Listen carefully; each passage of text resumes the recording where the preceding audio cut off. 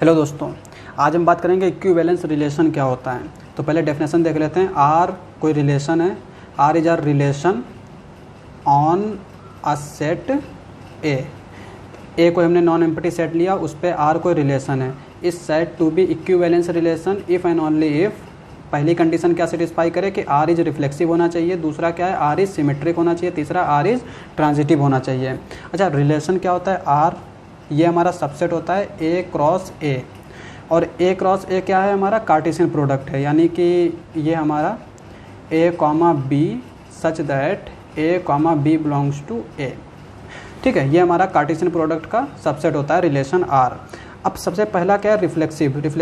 Reflexive का मतलब क्या है कि A comma A belongs to R for all A belongs to ए।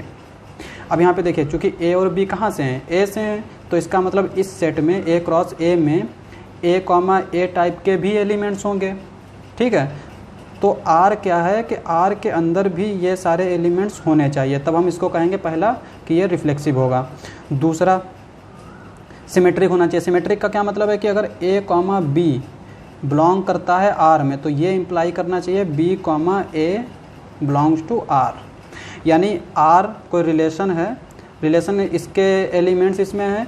अगर इसमें ए कॉमा बी टाइप से, मिसाल के तौर पे अगर मैं ए 1,2 ये ले लेता हूँ, और ए क्रॉस ए हमारा क्या आ जाएगा? 1,1, 1,2, 2,1 और 2,2। ठीक है, तो आर इसका सबसेट है। आर अगर हमने इस तरह से लिया 1,1 और ये 1,2 और 2,2, अगर मैं इस तरह से ले रहा हूँ तो आप देखिए यहाँ पे 1,1 भी है, 2,2 भी है। अब ए में दो ही एलिमेंट्स हैं, तो ये रिफ्लेक्सिव तो हो गया, पर आप देखिए कि यहाँ पे 1,2 तो इसमें है। हालांकि ये रिलेशन है ए क्रॉस ए, कार्टेशियन प्रोडक्ट का जो भी सबसेट होगा वो रिलेशन होगा, रिलेशन है, पर ये सिमेट्रिक नहीं होगा, क्योंकि 1,2 इसमें है पर 2,1 इसमें नहीं है। तो इसका मतलब सिमेट्रिक का क्या मतलब हुआ कि अगर ए कॉमा बी बिलोंग करता है आर में, तो बी कॉमा ए भी आर में, यहाँ पे आर होगा, आर में होना चाहिए। तीसरी कंडीशन क्या है? ट्रांजिटिविटी। ट्रांजिटिविटी क्या होता है कि अगर ए कॉमा बी बिलोंग कर रहा है आर में एंड बी कॉमा ए भी बिलोंग कर रहा है आर में, sorry B comma C belong कर रहा है आर में, this implies that A comma C belongs to R. ठीक है, अब यहीं पे अगर इसी एग्जांपल में हम देख लें, यहाँ पे देखिए, इसको हम क्या करते हैं? ए कॉमा बी मान लेते हैं, यानी 1,1 बिलोंग्स टू आर। ठीक है, और दूसरा क्या ले लेते हैं? 1,2, 1,1 बिलोंग्स टू आर है, और दूसरा क्या ले लेते हैं? 1,2 बिलोंग्स टू आर, जहाँ पर हम इसको ए मान लेते हैं, इसको बी मान लेते हैं, और इसको बी मान लेते हैं, इसको सी मान लेते हैं। तो ए कॉमा सी ये हमारा अगर ये रिलेशन ट्रांजिटिविटी होगा तो उसके लिए क्या कंडीशन है कि 1,2 भी बिलोंग करना चाहिए आर में, इसके अंदर 1,2 भी होना चाहिए। अब देखिए यहाँ पे ये 1,2 आया, तो 1,2 यहाँ पे मौजूद है, और यहाँ पे A B C for all A B C belongs to R, belongs to A. इसका मतलब ए का हर एक एलिमेंट्स के लिए ये कंडीशन होनी चाहिए। तो हमने एक पर्टिकुलर ले लिया 1,1, अगर मान लिया मैं यहाँ पे 1,1 और 2,2 ले रहा हूँ, ठीक है, तो यहाँ पर तो बनेगा ही नहीं, क्योंकि ये ए कॉमा बी, बी कॉमा सी, यानी 1,2 और 2,2 ले रहा हूँ, तब भी हमारा 1,2 आएगा। तो इसका मतलब ये हुआ कि ये हमारा रिफ्लेक्सिव है और ट्रांजिटिविटी है। अब एक हम प्रॉपर जो है एक एग्जांपल ले लेते हैं। एग्जांपल हमारा इस तरह से है कि A comma B belongs to R. R हमारा क्या है? रियल नंबर है। तो एक रिलेशन आर हमने डिफाइन किया किस तरह से? ये हमारा रियल नंबर है, ये हमारा आर है। किस तरह से डिफाइन किया कि A comma B belongs to R if and only if AB is greater than equals to 0। अब हमें देखना है कि ये इक्विवेलेंस रिलेशन, हम इसको आज वेरीफाई करेंगे कि ये एक इक्विवेलेंस रिलेशन है। तो सबसे पहले क्या करते हैं कि रिफ्लेक्सिविटी देख लेते हैं। पहला क्या है?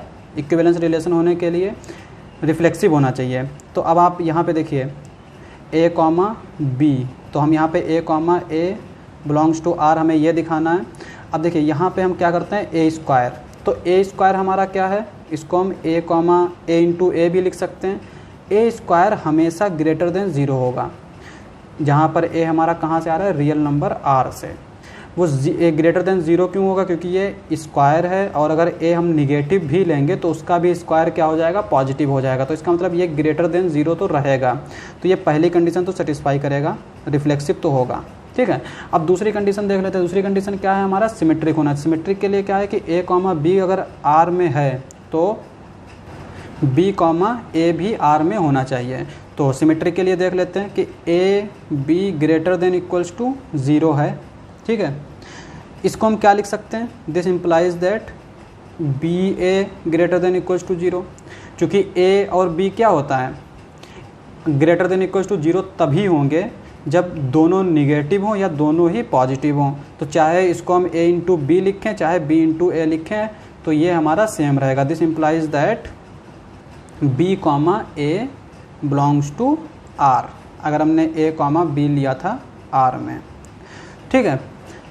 और अब हमारा आखिरी वाला आता है, ये हमारा सेकंड हो गया सिमेट्रिक। अब आता है ट्रांजिटिविटी। ट्रांजिटिविटी क्या है कि अगर ए कॉमा बी हम आर में ले रहे हैं और बी कॉमा सी हम आर में ले रहे हैं तो ये हमारा क्या इंप्लाई करेगा कि ए कॉमा सी भी आर में होगा। तो देखते हैं, अब हमने ए कॉमा बी आर में ले लिया और बी कॉमा सी आर में ले लिया।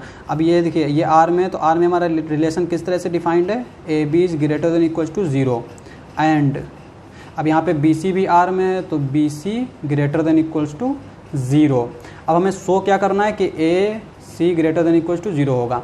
अब सबसे पहले यहाँ पे देखिए ये हमारा ग्रेटर देन इक्वल्स टू कब होगा, जब पहली कंडीशन क्या है कि ए भी ग्रेटर देन इक्वल्स टू 0 हो और बी भी ग्रेटर देन इक्वल्स टू 0 हो।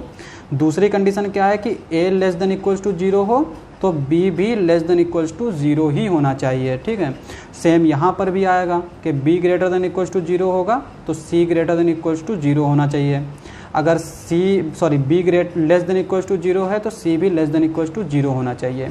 अब यहाँ पे देखिए कि अगर A greater than equals to 0 है तो B greater than equals to 0 होगा, तभी हमारा ये ग्रेटर देन इक्वल्स टू 0 होगा। अब यहाँ पे अगर b greater than equals to 0 है तो यहाँ पे भी b greater than equals to 0 होगा, और अगर b greater than equals to 0 है तो c को भी ग्रेटर देन इक्वल्स टू 0 होना पड़ेगा, तभी ये हमारा ग्रेटर देन इक्वल्स टू 0 होगा, ठीक है। तो पहली कंडीशन के लिए हमारा a c greater than equals to 0 हो जाएगा, चूँकि तीनों क्या होंगे, सेम साइन के हो जाएंगे। a comma B comma C are same sign, तीनों ही हमारे क्या होंगे, पॉजिटिव हो जाएंगे। अब अगर ए निगेटिव है तो बी को भी निगेटिव होना पड़ेगा, तभी तो निगेटिव निगेटिव पॉजिटिव होगा, तो बी भी निगेटिव होगा। अब अगर यहाँ पर बी निगेटिव है, क्योंकि यहाँ पर अगर बी निगेटिव है तो यहाँ पे भी बी निगेटिव होगा, तो ये बी निगेटिव है तो सी को भी क्या होना पड़ेगा, निगेटिव होना पड़ेगा, तब ये हमारे तीनों ही निगेटिव के आएंगे। तो इसका मतलब ये हुआ कि A C is greater than equals to 0 हो जाएगा for all A comma B comma C belongs to R, ठीक है। इसका मतलब ये है कि अगर तीनों ही सेम साइन के हैं, तीनों ही सेम साइन के ही होंगे, तभी ये हमारी कंडीशन सेटिस्फाई करेगा। तो ये हमारा A C greater than equals to 0 आ जाएगा। ये this implies that A comma C belongs to R, this implies that R is transitive, this implies that R is equivalence relation. So I hope आपको अच्छा लगा होगा। तो अगर आपको हमारा वीडियो पसंद आए तो आप हमारे चैनल को सब्सक्राइब करें। मिलते हैं अगली वीडियो में।